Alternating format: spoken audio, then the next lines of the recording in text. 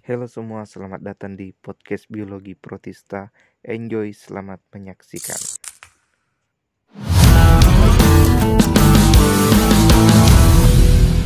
Saya selaku pembawa acara bersama dengan Kakanda Said Maulana Al-Ahmad-Dali, SPD, ingin mewawancarai kakak mengenai Kingdom Protista. Jadi menurut kakak itu Kingdom Protista adalah apa? Oke, terima kasih pertanyaannya. Oke, jadi pertama menurut saya Kingdom Protista itu sebenarnya istilah yang sudah cukup usang. Kenapa cukup usang? Karena tentunya ada yang lebih baru dong.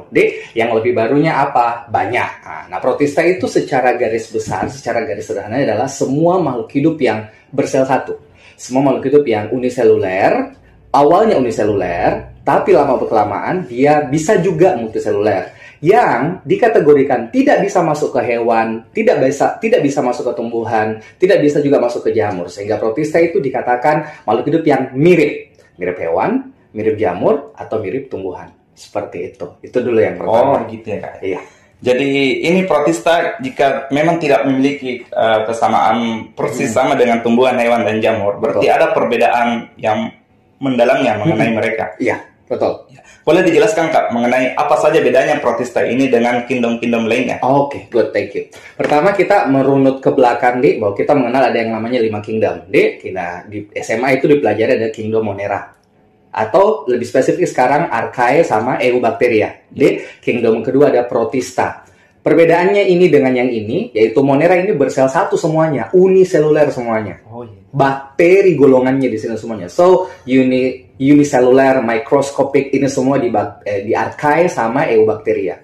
Sementara di Protista ada yang uniseluler seperti yang tadi saya bilang, ada juga yang multiseluler. Oke. Terus dia tidak bisa masuk di sini karena sudah ada yang multiseluler, Oke. Dan di sini tadi tipe selnya prokaryotik. Ini sudah eukaryotik. Jadi Protista itu organisme yang eukaryotik. Apa tuh eukaryot? Berasal dari kata euo dan karyota. Eu artinya sejati, karyota artinya inti.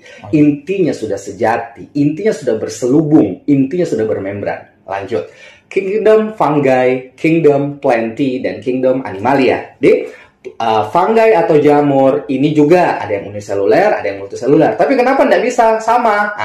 Ada tentunya alasannya. Di antara salah satu alasannya adalah bahwa kingdom fungi ini sudah memiliki bentuk yang lebih firm, lebih solid gitu ya, lebih pas gitu. Sementara kingdom Protista ini bentuknya masih absurd, masih tidak tetap.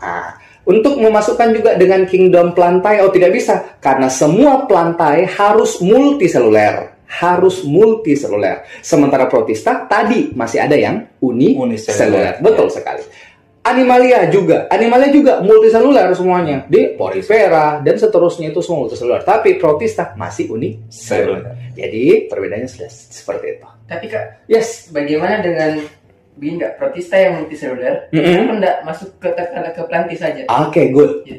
Ada Protista yang multiseluler. Kenapa tidak masuk ke dalam kingdom plantae? Oke. Pertama, karena pengaruh dinding selnya. Dinding sel ya kak? Yes, dinding selnya betul sekali. Dinding selnya tumbuhan, selulosa dan kitin. Selulosa dan lignin.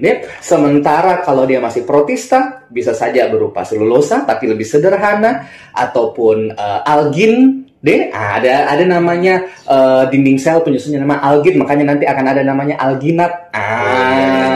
Seperti itu ya. Jadi itu dia tidak bisa karena dinding selnya berbeda. Kedua, habitatnya. Umumnya tumbuhan itu mengkolonisasi daratan.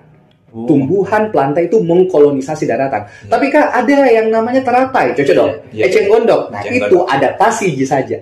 Adaptasi. Sementara Protista mirip tumbuhan, dia tidak bisa dimasukkan karena tumbuhan karena dia mengkolonisasi lautan atau mengkolonisasi air. Betul, seperti itu.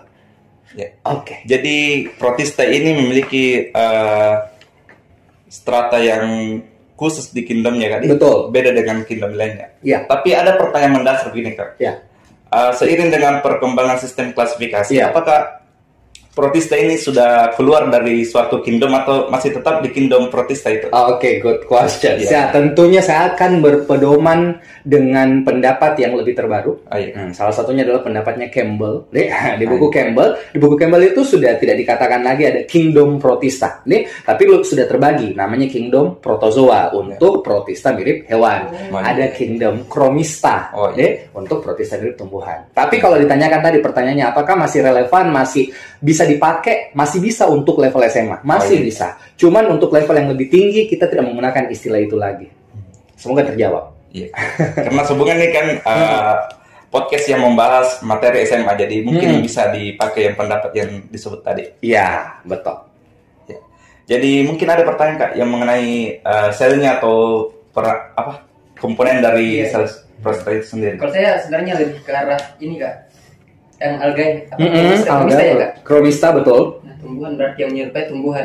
Nah, yang saya tahu Kak, yang saya tahu ini bahwa Chromista itu juga berfotosintesis. Betul. Terus apa perbedaannya dengan plant dari segi fotosintesisnya? Apakah ada juga reaksi gelap terangnya? Oke. Good, thank you. Menarik sekali pertanyaannya. Nah, jadi kita buat buat di frame di otak kita ada Chromista atau Protista mirip tumbuhan dengan planting. Sama-sama tentunya punya reaksi terang sama reaksi gelap. Cuman masalahnya adalah ini pigmennya. Oh, pigmennya kan? Masalahnya kembali di pigmen. Di Chromista itu tentunya ada pigmen yang paling dominan, klorofil. Mau klorofil A paling banyak. Lalu kalau di alga merah ada klorofil A sama D. Oh, ada tambahan. Ada tambahannya. Kan kita sama-sama tahu ada 4 klorofil, A, B, C, D. Ini kayak A, B, C, D. A, B, C, D. Nah, untuk Chromista umumnya A dengan C atau A dengan D atau A dengan B gitu. Sementara untuk Blantae hanya 2, A sama B. Oh, plantain yang betul, A sama B. Kalau Chromista atau Protista mirip tumbuhan bisa A sama D. Contohnya di alga merah. A sama C di alga coklat. Kayak gitu. Jadi ada juga A sama B, alga hijau, Chlorophyta, seperti itu. Itu yang membedakan dari segi fotosintesisnya. Pigmen dominannya yang mana? Kalau tumbuhan semua sama, klorofil A sama B. Tapi di Chromista atau Protista mirip tumbuhan beda-beda. Kalau di alga merah, artinya ada A sama D. Terus kalau alga coklat A sama C, kalau alga hijau A sama B. Kayak gitu. Tapi sama di siklusnya itu Kak, hasil dari reaksi terangnya nanti dipakai untuk reaksi gelap. Betul. Contohnya adalah kalau contohnya ada kan rumput laut bisa kita makan dong. That's mean ada starchnya, ada karbohidratnya. Nah, gitu.